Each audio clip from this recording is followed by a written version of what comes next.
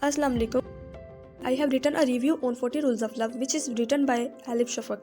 Elif Shafak is a French-born English writer. Her work has been translated into more than 40 languages. She is based in London with her 2 children. Viking Penguins firstly published this book in United States of America in 2010.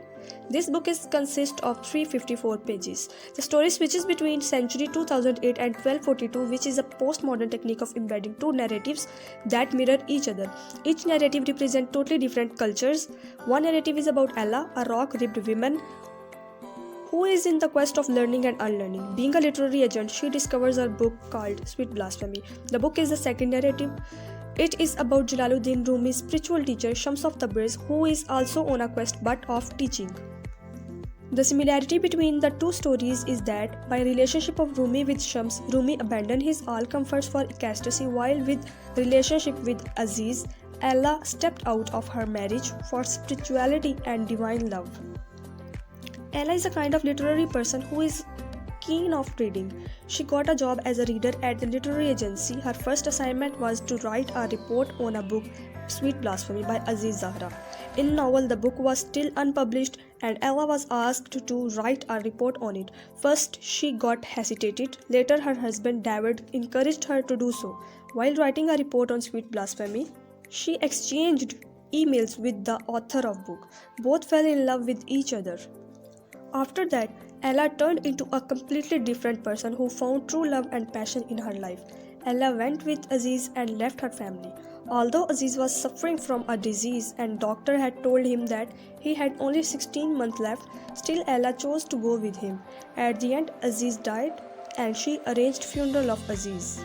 The text of Sweet Blasphemy begins with Sufi Darwish Shams of Tabrez vision of his own death.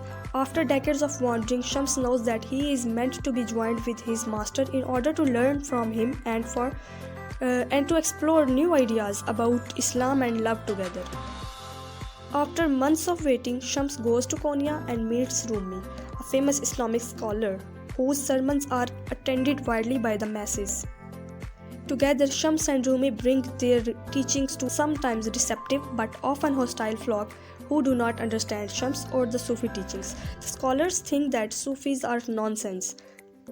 Members of Rumi's family, particularly Rumi's younger son Aladdin, whose jealousy eventually turns to hatred, frequently threaten Shams. In Sweet Blasphemy, despite the positive message Shams is spreading, his possessiveness to Rumi continue to rub Aladdin the wrong way. Aladdin and his friends hatch a plan to have Shams murdered. In the end, Shams' warnings that his death will destroy Rumi are not heeded by Aladdin, and Shams is killed. Shortly after, Rumi finds Shams' body in a well. These events inspire Rumi's poetry, the words flowing out of him after the loss of his companion.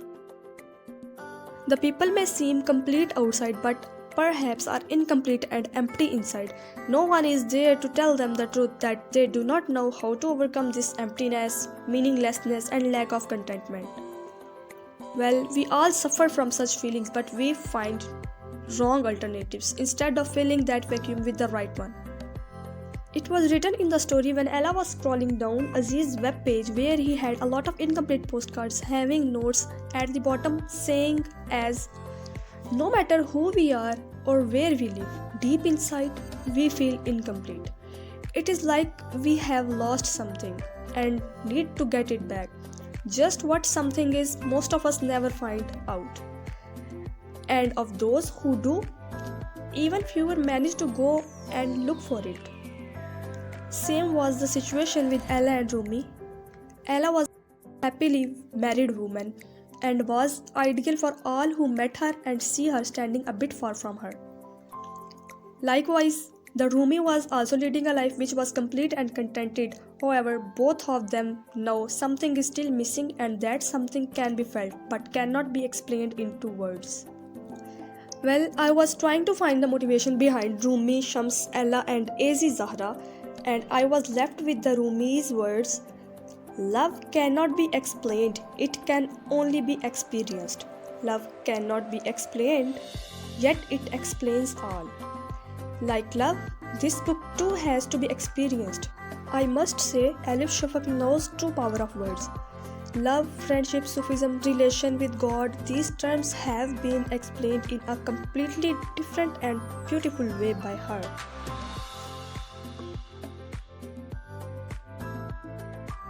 Thank you.